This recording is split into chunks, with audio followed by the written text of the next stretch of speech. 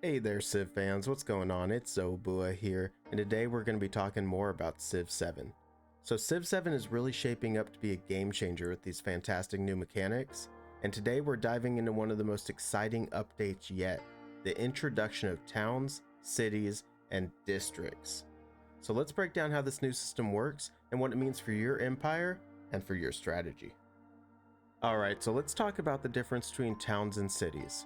In Civ 7, your first settler, the one that you get right away, will actually establish a city just like normal. But every settler that you get after that will only create a town. That's right, not a city. You see, towns, they don't quite work like cities. They're a little smaller, they're a little different, and they basically work to collect nearby resources and to kind of feed those resources and feed all the great things, the gold, the food, the whatever it's gathering, to the nearest city, kind of acting like a support hub. So basically you'll want to surround your city with several towns and make sure that your city is a main urban center. Here's the kicker. You can actually upgrade towns into cities just by spending gold. So if you've determined that you have enough towns for this city and you really want to make this new spot into a city, you can do it. It adds kind of a whole new secondary strategic layer to this expansion and to how this how this kind of feels. Do you really want to keep your town as a town, a resource hub to help your other city? Or is it the right spot to turn it into a city, invest in its growth and see what it can become? I mean, they really leave the choice up to you, and it kind of makes it more fun, more strategic. Before we get too much into the whole city side, I do need to touch on one more thing for towns. Towns have a unique menu called Town Growth. You see, as a town grows and it becomes bigger, they unlock new town menu. That's right, a new focus menu that allows you to specialize your town in different areas. This can include farming, mining, religion, trade, and several more. And you just kind of lead it into that direction so that you can help your nearby city in the way that it needs the most help. It's kind of like having, that clump of farms that you might have in one section of your city in Civ 6. It's the same type of thing. It's really just a focus, and it can significantly impact your empire's growth. But once you choose a focus, you're locked into that decision for the remainder of the age. That means that is not a light decision. You're locked in for a long time. This really adds some more strategy, an extra element to it, where your choices, they are really, really important, and you shouldn't rush them because they shape the future of your empire, leading to more diverse ways to support your civilization needs. As I touched on earlier, towns are designed to be largely self-sufficient. They require very minimal upkeep. It's not like Civ 6 where every little city has a million actions and suddenly your turn takes 20 minutes when you have 30 cities on the board, just because you have to do one or two things in every city that you really don't care about. And you feel like, honestly, in real life, the governor or the mayor or whatever of this town should probably be handling it. You see, what this does is, because it's minimal upkeep, it will actually free you up to concentrate on managing your cities and other aspects of your empire. It's really a clever way to streamline the gameplay, and it allows you to focus on larger strategic decisions while, your towns kind of handle the basics. They get you your food, they get you your, religion or your whatever you need. The towns will handle it. You just focus on the future of the empire. Alright, let's talk builders and tile improvements. So as I'm sure many of you have already heard, there's a surprising twist that came out with Civ 7. Builders have been removed. That's right. Instead, it's a unique system. You see, instead of having builders that have to go around and custom build all these places, we have a couple of different systems. The first one is population growth. You see, as you get more food, your population will automatically lead to tile improvements. As the food supply grows, it will fill a bucket, and as the bucket visually fills on your screen, once it's completely full, you actually gain a population point. You can then take that population point and you can assign it to a tile for a specific improvement or even a specialist role. This shift really makes food more critical than ever, emphasizing its role in sustaining and growing your empire, which honestly makes it feel a lot more like real life. It doesn't matter how big or how small your settlement all the way up to your empire is, if you don't have the food to sustain the people, Your people will revolt, your people will die, you will not do good. So I really like that they've added this in. I think it'll be a unique way of doing it, and we'll kind of see how it works.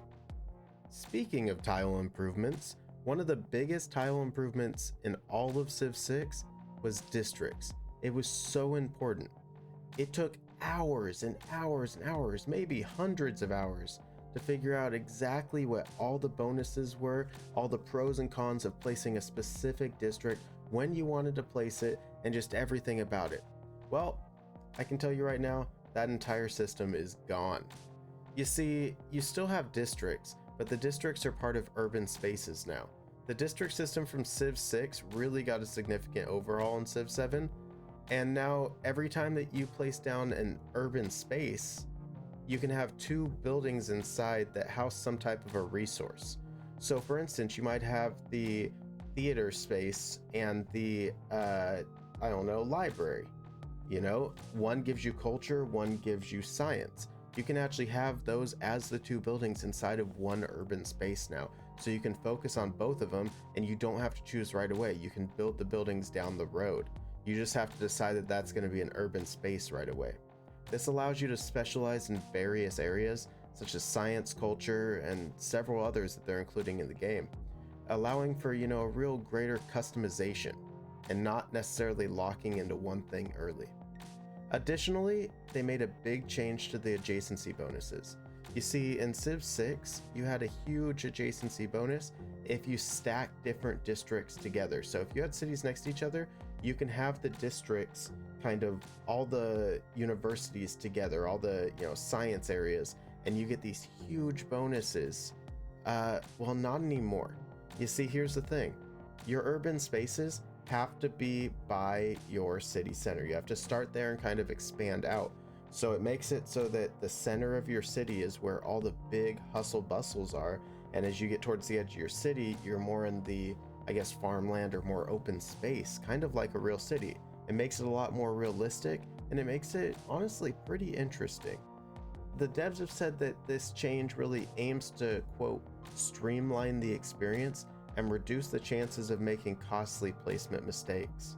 I kind of like it. I think it's going to be a really good change, and I look forward to it. All right, let's talk about the one that nobody wants to talk about. That's right, the one that I would never bring up on the Civ subreddit, unless, I wanted to get yelled at. Civ 7 really went ahead and added a population cap. That's right, it's a soft cap, but it is a cap. It does entirely change up the growth strategy, but it's still a cap. Civ 7 really wanted to find a way to strike the balance between tall and wide strategies. You see, in Civ 5, in order to be the strongest empire, you really only wanted a few cities, but you wanted them to be very, very strong or very tall. You grow these few cities tall, essentially. In Civ 6, it was the opposite. You want to spread as wide as you can. Just spread out in every direction and start making as many cities as you can. And then you grow those up and you just have an outrageous empire. Well, Civ 7 wants to meet somewhere in the middle. So the thing is, they added a soft cap for expansion, where basically if you expand too much outside of your cities and towns, and they've claimed that they found a good spot for it. I'm not exactly sure how they would set it up and how they determine that, but they claim that it's somewhere in the middle of Civ 5 and Civ 6. Anyway, if you exceed this amount, you can still continue to build, but the more that you exceed it, the more it will decrease your global happiness. You see, I kind of like this. If they do it right, I think it could be really good, and it can make it feel really real, like real life. The mechanic feels kind of reminiscent of the ancient Roman Empire. Over time, the Romans, they expanded and they expanded and they expanded, and eventually they overexpanded, and they were unable to keep up with the edges of their empire because they were so big. They just couldn't control it. They started having revolts. They started having problems. They started having people that were in their empire and didn't even consider themselves Romans. Well, the devs aim to encourage thoughtful growth rather than just, a mindless sprawl out into the wild. And they want you to be able to take that strategy and figure out where you need growth instead of just exploding. I think it's a good change. I just hope that they that they don't restrict us too much. Alright, you guys, that's the lowdown on the towns and the cities, and all the other major changes that kind of group together with that for Civ 7.